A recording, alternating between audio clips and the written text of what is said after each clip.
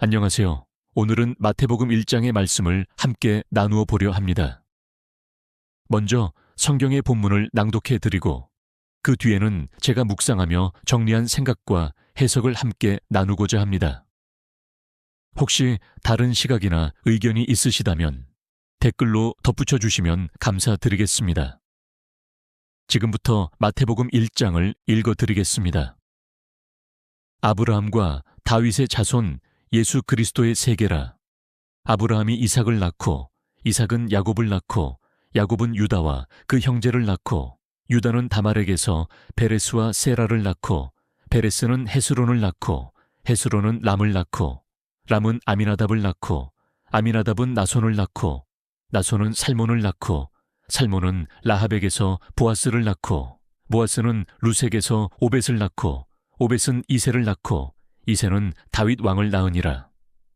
다윗은 우리아의 아내에게서 솔로몬을 낳고 솔로몬은 르호보암을 낳고 르호보암은 아비야를 낳고 아비야는 아사를 낳고 아사는 여호사밧을 낳고 여호사밧은 요람을 낳고 요람은 우시야를 낳고 우시야는 요담을 낳고 요담은 아하스를 낳고 아하스는 히스기야를 낳고 히스기야는 므낫세를 낳고 므낫세는 아몬을 낳고 아몬은 요시야를 낳고 바벨론으로 사로잡혀 갈 때에 요시야는 여고냐와 그 형제를 낳으니라.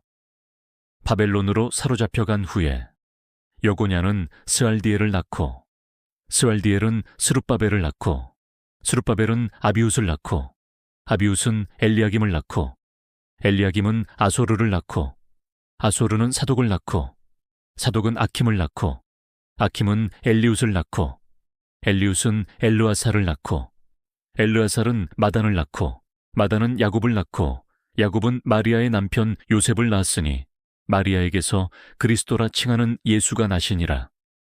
그런즉 모든 대수가 아브라함부터 다윗까지 연례되어 다윗부터 바벨론으로 사로잡혀 갈 때까지 연례되어 바벨론으로 사로잡혀 간 후부터 그리스도까지 연례되더라. 예수 그리스도의 나심은 이러하니라. 그 모친 마리아가 요셉과 정혼하고 동거하기 전에 성령으로 잉태된 것이 나타났더니 그 남편 요셉은 의로운 사람이라 저를 드러내지 아니하고 가만히 끊고자 하여 이 일을 생각할 때에 주의 사자가 현몽하여 가로되 다윗의 자손 요셉아 네 아내 마리아 데려오기를 무서워 말라. 저에게 잉태된 자는 성령으로 된 것이라. 아들을 낳으리니 이름을 예수라 하라. 이는 저가 자기 백성을 그 죄에서 구원할 자이심이라 하니라. 이 모든 일이 된 것은 주께서 선지자로 하신 말씀을 이루려 하심이니 가라사대 보라 처녀가 잉태하여 아들을 낳을 것이요 그 이름은 임마누엘이라 하리라 하셨으니 이를 번역한즉 하나님이 우리와 함께 계시다 함이라. 요셉이 잠을 깨어 일어나 주의 사자의 분부대로 행하여 그 아내를 데려왔으나 아들을 낳기까지 동침치 아니하더니 나음의 이름을 예수라 하니라. 이제 함께 읽은 마태복음 1장의 말씀을 바탕으로 제가 묵상한 내용을 나누어 보겠습니다. 마태는 예수님의 이야기를 다른 복음서들과는 조금 다르게 시작합니다. 그는 예수님의 행적이나 기적이 아니라 가장 먼저 예수님의 계보, 즉 족보를 꺼냅니다. 우리에겐 다소 낯설고 지루하게 느껴질 수 있는 이름 나열이지만 당시 유대인들에게는 이것이 매우 중요한 선언이었습니다. 예수님은 아무 가문에서나 태어난 분이 아니라 하나님께서 오래전부터 준비해 오신 약속의 계보 속에서 태어난 분이라는 것을 마태는 강조하고 있는 것입니다. 그 족보는 아브라함으로부터 시작됩니다. 믿음으로 하나님의 부르심을 받은 아브라함, 그리고 이스라엘의 왕이자 메시아의 예표로 불리는 다윗 왕, 그리고 바벨론 포로라는 민족의 몰락과 고난, 그 모든 과정을 지나 마침내 예수 그리스도라는 이름이 등장합니다. 이 족보는 단순한 혈통 기록이 아니라 믿음의 시작에서 몰락으로, 그리고 몰락에서 다시 회복의 완성으로 이어지는 하나님의 역사의 흐름을 보여주고 있습니다. 그 가운데 특별한 이름들이 등장합니다. 다말, 라합, 룻, 그리고 우리아의 아내로 불리는 밧세바입니다. 당시 여성의 이름이 족보에 기록되는 것은 매우 드문 일이었습니다.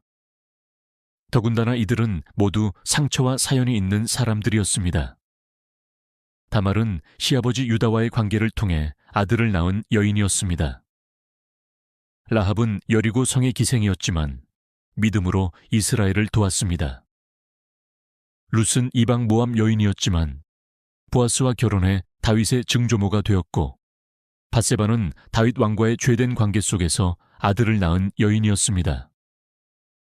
그런 이들이 예수님의 족보에 당당히 기록되어 있다는 것은 하나님께서 어떤 사람도, 어떤 과거도 그분의 구원의 계획에서 제외시키지 않으신다는 강력한 메시지입니다. 이 족보는 말합니다. 예수님은 완벽한 사람들의 가문에서 태어난 분이 아니라 실수와 상처, 죄와 아픔이 있는 사람들의 이야기를 그대로 안고 오신 분이라는 것입니다. 또 한 가지 중요한 구조는 이 족보가 세 구간으로 나뉘어 있다는 점입니다. 아브라함부터 다윗까지, 다윗부터 바벨론 포로 시기까지, 그리고 포로기 이후부터 예수님까지. 이것은 단순한 시대 구분이 아니라 하나님의 구속사적인 흐름을 상징적으로 보여줍니다. 믿음의 시작이 있었고, 사람의 죄로 인해 몰락과 고난의 시간이 있었으며, 그리고 그 모든 흐름을 회복으로 바꾸는 하나님의 아들 예수 그리스도가 등장한 것입니다. 17절에서는 이 족보의 전체 대수를 각 구간마다 14대씩 세 구간으로 나누어 정리해 줍니다. 이는 마태가 의도적으로 구조화하여 이 모든 것이 우연이 아닌 하나님의 계획임을 보여주려는 장치입니다. 이제 18절부터는 예수님의 탄생 이야기가 시작됩니다. 그의 어머니 마리아는 요셉과 정혼한 상태였지만 함께 살기도 전에 성령으로 잉태되었다는 사실이 알려지게 됩니다. 요셉은 의로운 사람이었기에 마리아를 부끄럽게 하지 않으려고 조용히 관계를 정리하려 했습니다. 그러나 하나님의 사자가 꿈에 나타나 말합니다. 마리아가 잉태한 아이는 성령으로 된 것이며 그 이름을 예수라 하라. 그는 자기 백성을 그들의 죄에서 구원할 자이심이라. 그리고 이 일이 구약의 예언, 즉 보라, 처녀가 잉태하여 아들을 낳을 것이며 그 이름을 임마누엘이라 하리라는 말씀을 이루기 위함이라고 말합니다. 임마누엘, 그 뜻은 하나님이 우리와 함께 계시다는 뜻입니다. 요셉은 이 말씀을 따라 마리아를 데려오고 그녀가 아들을 낳을 때까지 함께하지 않았습니다. 그리고 아기가 태어났을 때 그 이름을 예수라 불렀습니다. 이것이 마태복음 1장의 전체 이야기입니다. 이 짧은 한 장 안에는 하나님의 역사, 인간의 연약함, 그리고 예수님이 왜 오셔야 했는지에 대한 놀라운 복음의 구조가 담겨 있습니다. 마태는 족보라는 형식을 통해 예수님이 단지 위대한 사람이 아니라 하나님의 계획 속에 오래전부터 준비된 분임을 증언하고 있습니다.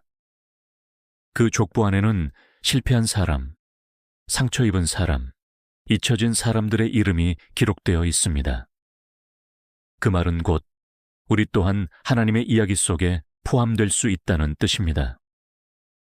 다음 시간에는 별을 따라 예수님을 찾아온 동방의 박사들과 그 소식을 듣고 질투와 두려움에 휩싸인 헤롯 왕의 이야기를 함께 나눠보겠습니다.